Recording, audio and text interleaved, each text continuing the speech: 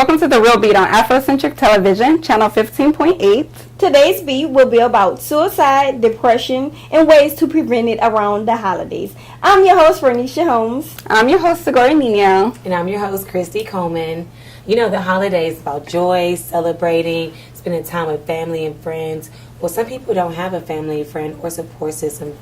And so, you know, depression rises during the months of November and December because of the lack of fulfillment and the lack of being lonely and being by yourself. Yes, and there are a few reasons why depression rises during those months. There can be a lot of reasons, but CDC's national statistics report that one of the main causes of depression is caused by social isolation, a voice in one's person's head asking themselves, do they feel happy during the holidays? Why are everyone so happy during the holidays and not them?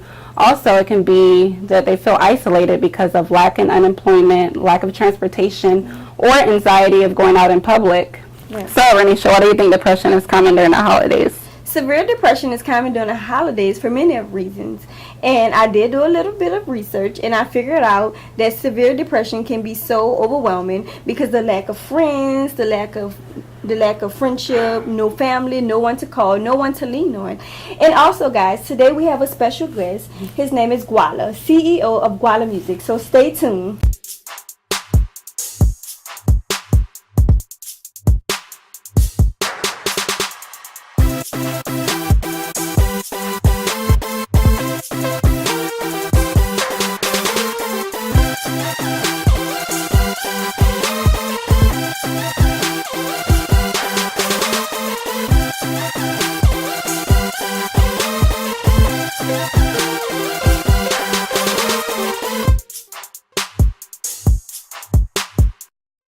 Welcome back to The Real Beat. We have Gwala, the CEO of Gwala Music. He's a multi-talented artist here in Houston, Texas. So, Gwala, tell us about yourself.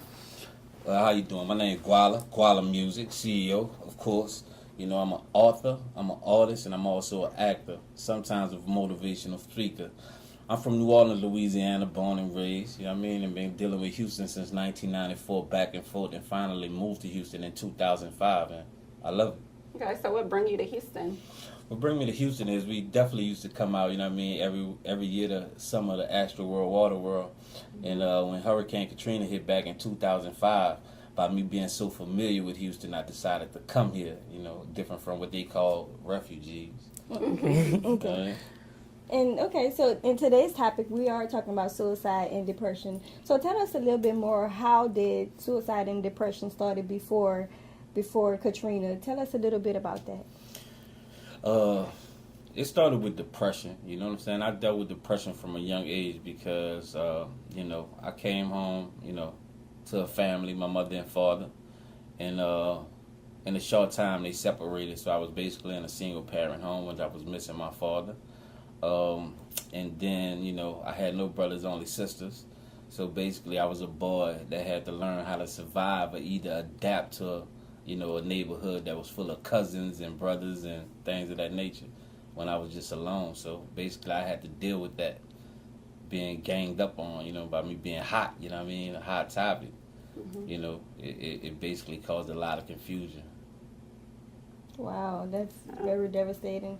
And so growing up in New Orleans, would you say it brought you more depression, or coming to Houston, you got out of that mode?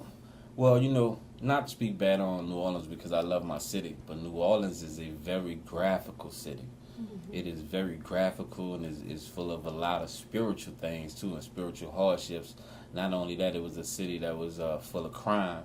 Mm-hmm. You know what I'm saying? And so you had to basically become what it took or be who it needed to be in such a dangerous environment. Mm-hmm. And like I said, me growing up alone, you know what I'm saying, I had to battle and learn the streets and learn this and learn that.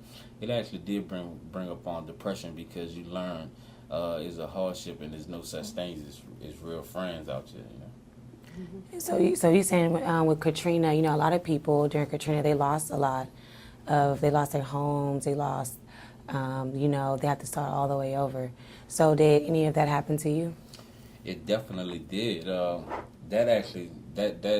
dug deeper into depression because at that moment in time in my life, I was going through dealing with some hardship in the streets. You know, I was into a lot of businesses that I shouldn't have been into, and it actually made it harder. But actually, when I got freed from that situation, Hurricane Katrina hit like 2 weeks later, and just dealing with what the government did to us with Hurricane Katrina, it really put me in a bind, and depression started to weigh heavy on me, especially after that situation. Just watching what I seen, you know. Meaning, like you seeing like people losing everything, you losing everything, and is that where the anger came in as well? Well, it was so bad to where it wasn't about the people. It was literally about me, because I was there alone. I went through it alone, had nobody to help me.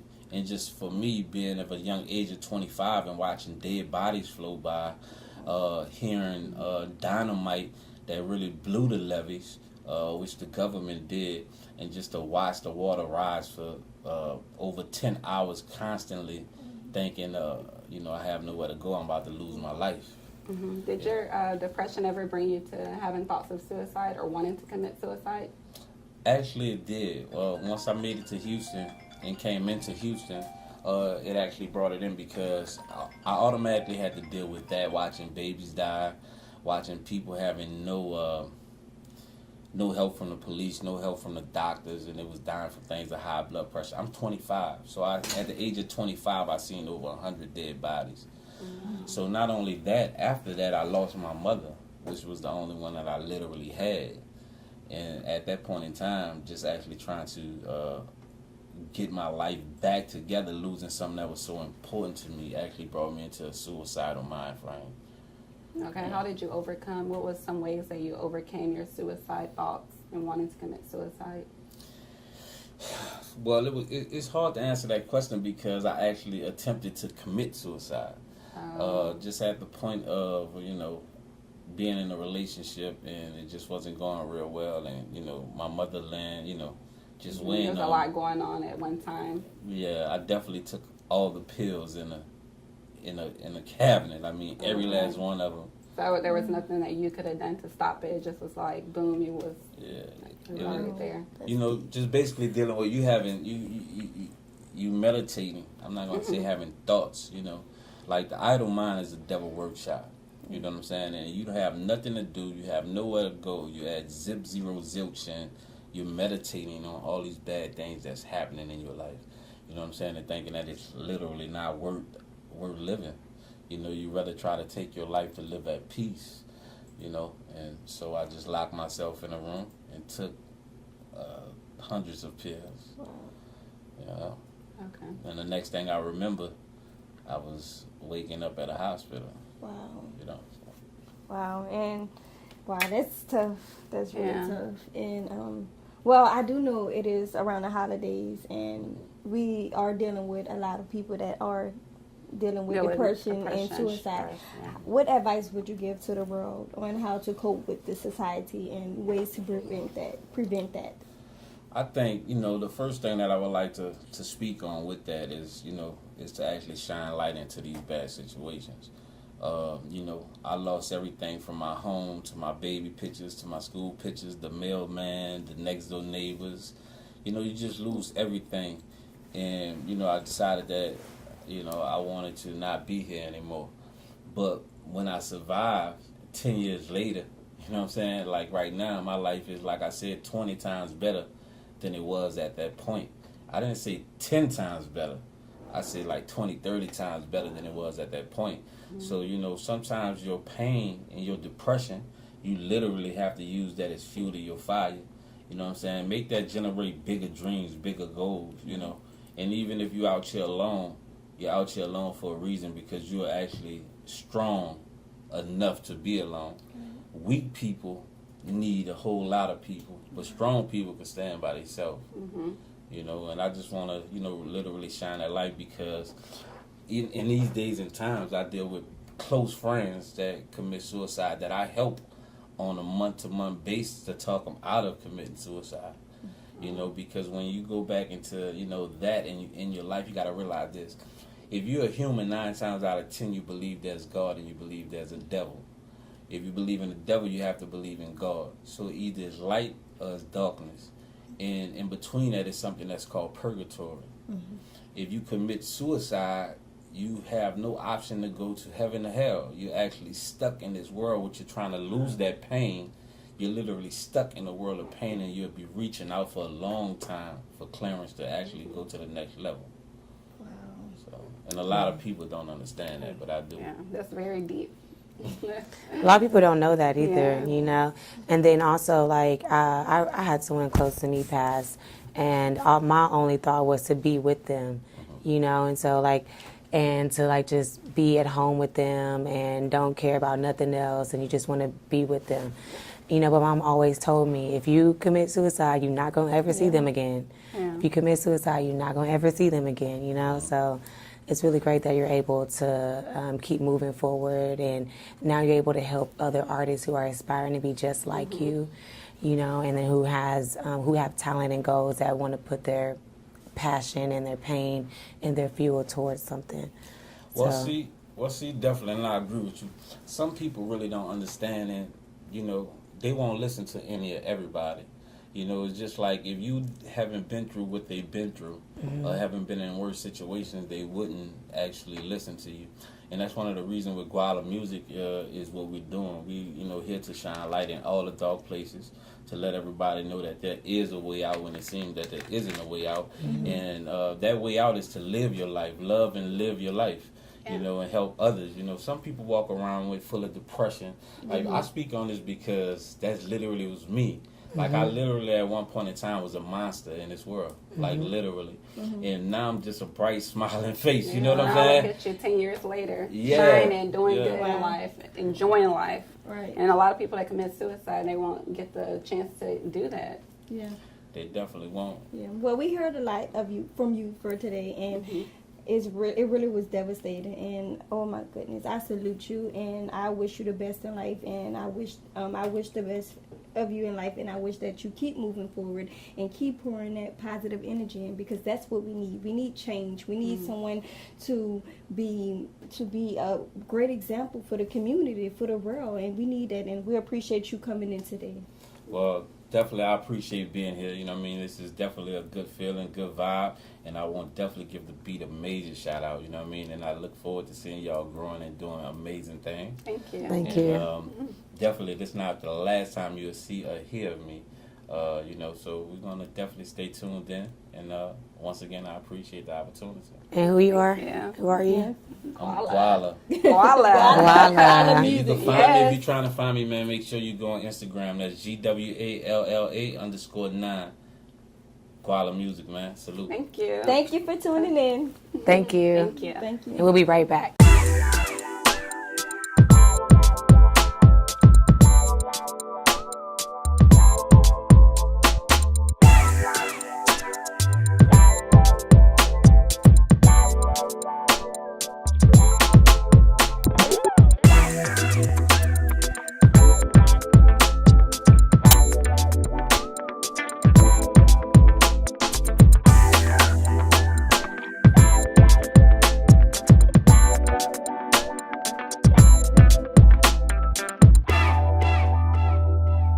Welcome back to The Real Beat. We just had Guala Music here with us, talking about his story about depression and suicide and how he overcame it. I mean, suicide and depression is very, very common in the U.S.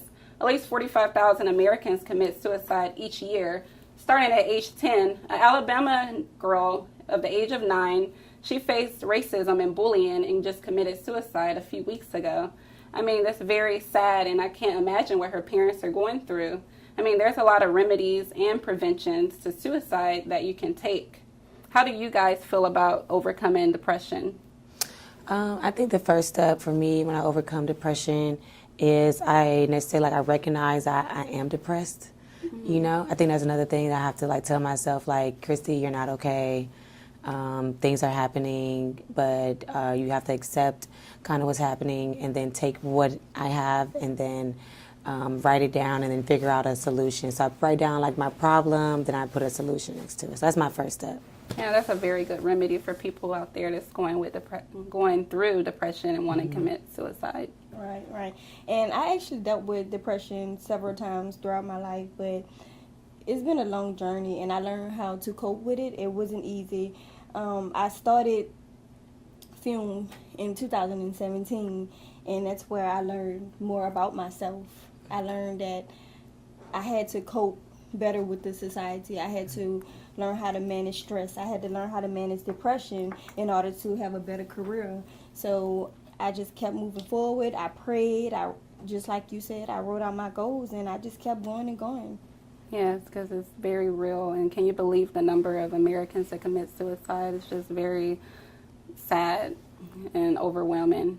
And then especially during the holidays, a lot of people become overwhelmed with a lot of tasks, demands, and deadlines that they have to meet. But there's a lot of remedies and preventions that you can take in order to overachieve being overwhelmed.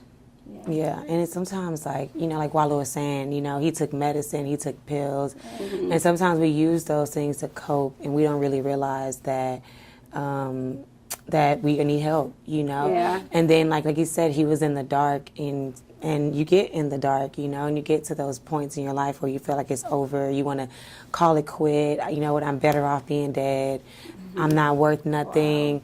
I'm worthless, you know. And so, but then when you feel like somebody needs you, you have a purpose, you have a sense of like, you know, so, no, this person needs me, this project needs me, I'm the best person for this project, and I can help millions of people with this or with that. And then you, that's kind of gives you a sense of purpose, kind of like walking and, you know, to do something positive for yourself, and then maybe that can help you work on preventing, not thinking that you're not worth something, you know, you have some things worth living. Living for, like he said, it took him 10 years to realize that he was worth something, because at the time he wanted to commit suicide, he didn't really think that he was worth anything. It took him that long to realize he was really worth something. He wanted to change people's life.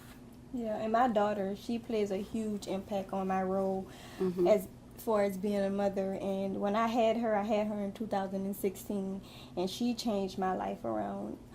When after the day she was born, and I looked into her eyes, and I said to myself, I have to do something about this. It's something that I need to do to change my life, to make her help her to have a better life. And what I did, I prayed every night, and I told God, I asked God, I said, can you just help me, Lord? Oh, help me. I need a solution. I need to know what to do. I don't know what to do, Lord. I need you. And one day I was just strolling on my Instagram, and someone came to me and they offered me an opportunity within the film business, and ever since then I went forward with that, and I just keep moving. And yeah. Now you have someone to live for, so a little one watching you, so that kind of made you work hard towards your goal and not want to give up in life because you have someone watching you. Yeah, and it was hard. When I tell you guys, working long hours, going to school full time, it just was hard. And she's a newborn, and as you guys heard of that stage postpartum, oh my goodness. I went through that a little bit with my daughter. She's now 4, but I went through the whole process of postpartum depression. Yeah, and it's real. It's really hard. And when I was going through those moments, I just had to make a better life for my child, because I don't know. Where you'll I'm be trying right not now. to cry. Yeah. I'm trying not to cry, you guys, but Your daughter motivated you. Just having your daughter helped you, so I don't think that it's wrong that you had your daughter. She actually helped you and lifted you up and made you want to do something better in life, better yourself, you know, your daughter. What led to your depression? Like you said, postpartum, you having a baby. I mean, what experience that you went through that kind of led to depression? Being a single parent, for not for very long, but being a single parent led to depression, but just wanting more out of life. I knew that this was not my ending. I knew that it was something greater than me. It was something better out there for you and your daughter. There. And I just had to do it. I just used to something. always tell myself, what is it do you really want? Do you want to live like your parents live like your ancestors lived? Even though they always brilliant people, they just didn't have the opportunity. They didn't have gardens like I have. I have my aunt. My aunt, she's a brilliant woman, and I call her all the time. And she would talk to me on the phone, and she would pray with me, and she would tell me, "This is not over for you. Just keep going. Your life will get better. Don't think about your finances. Don't think about that. Yeah. Why are you crying? What are you crying for? Don't cry to give up. Cry to keep going." Mm-hmm. And I had to keep going. And I looked at that situation after she said that. I was like, right, why am I crying to give up? Right. Yeah. Cry to keep going. Yeah. And we get so stressed and overwhelmed with our life, and we just, I can't do this anymore. I'm going to school. I'm doing this. It's too And that's also overwhelming. now, since you have a daughter, it's actually called being selfish at the point Right. where you have a daughter. You can't leave your daughter without a mother. You know, now since you have a daughter, like I have my daughter and my son now, I have to keep on pushing. So I never been through depression. Well, I never had suicidal thoughts, but I was stressed at one time and overwhelmed with the task of being a stay-at-home mom, going to school. Moms, we have to do everything. We have to do the laundry. We have to go grocery shopping. We have to take care of our little ones. Doctor's appointments. Just do a lot of stuff. Why? Yeah. Yeah. It can be overwhelming sometimes. I'm always in the house all the time with them. And that costs a lot, the postpartum, and that's a part of the reason why me and my child's father, we split up, because I was letting that take advantage of me. It was always me. I was being selfish and not looking at what he was going through in life and not looking at what he wanted. It was all about me. And we both had to sit down and talk about what we need to do together as one and stuff. And when he did come back into our life, everything got better, and I started striving more, because, you know, by having someone on your side and having that extra help, that really help you move forward with life. Yeah, that does. It helps a lot. Your kids is actually your motivation now. Or someone, if you don't have kids, someone else could be your motivation, like your mom, an idol that you have can be your motivation. Right. Your motivation to keep you pushing and keep going. Yeah. And so I guess, like, I've had my own, so I lost my grandmother, and like the way I lost her was what caused my depression, and because she passed away in front of me, right? So like the doctors basically was right there, the hospice doctor, and I went there to visit her. And they told me that she had a week to live, and basically I thought that I had a longer time with her. And so I go there, and literally me and my mom lay our hands over her. And 2 seconds later, I promise on everything, we turned around, and the hospice doctor said, she's taking her last breath, she's taking her last breath. And so I hear the gargle from the tube, and I hear her tell us that, I literally hear her tell us that she loved us. And then from there, literally I fell to the ground, turned around, and my mom, like, this is my mom's mom, you know, so the first seeing her mom just pass away like that, and then seeing my mom hurt, you know, it was a lot of pain for me to kind of endure. And then on top of that, you know, we didn't want to let her go, so we kept her in a room dead for 3 hours. We kept the room cold, literally as cold as we could keep the room, so we could let her go. And then the hospital doctor was like, we got to call the people. We got to call the people. They got to come pick up the body. So they wrapped her up in a purple sheet, and my brother and my cousin put her on the stretcher. They walked her out the house, and then they put her in a body bag. And I remember hearing the body bag zip up, and I knew from that moment it was done for me. I knew that I was done. I said, I'm done. I said, I'm done. And this was before I started filming, before I started doing anything, like, and I literally, I was in the dark. I literally was in the dark for 3 months. I slept in my room with the lights off. I was 150 pounds. I lost 30 pounds. So I went down to like 120 pounds. Wow. And I didn't eat, didn't want to eat, didn't care. Like you said, he took pills. I took things that just made me forget everything I just went through.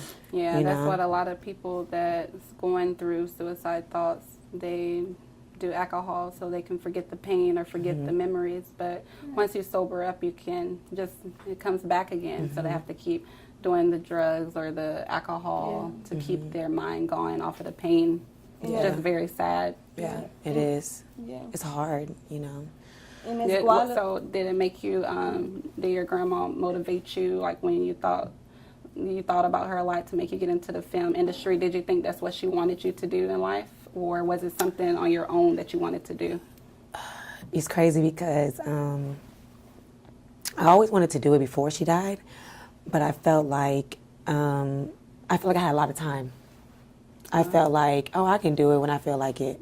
I got time. I'm young, you know. And then just basically, when she passed, I felt like I needed to have a purpose, a sense of to do something.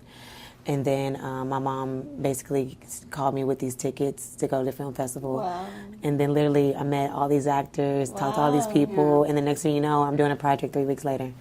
Wow. That's great. Wow. And You know? I understood what Guala said a lot earlier. He was talking about Katrina because I'm also a victim of Katrina, and I lost everything.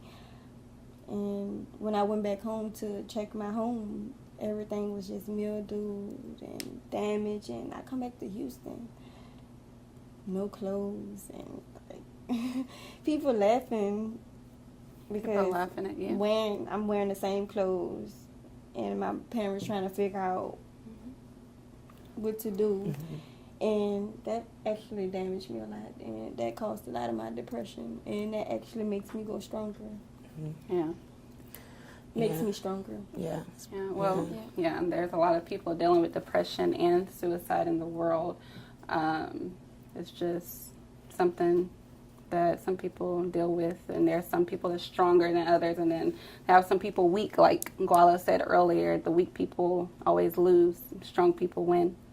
So if you're going through depression or suicide, it's good for you to get help, preventions, or some remedies that you can do to help prevent the suicide and depression. Yeah. Yeah. And that's why it's not good to make fun of anyone, because you never know what they are going through.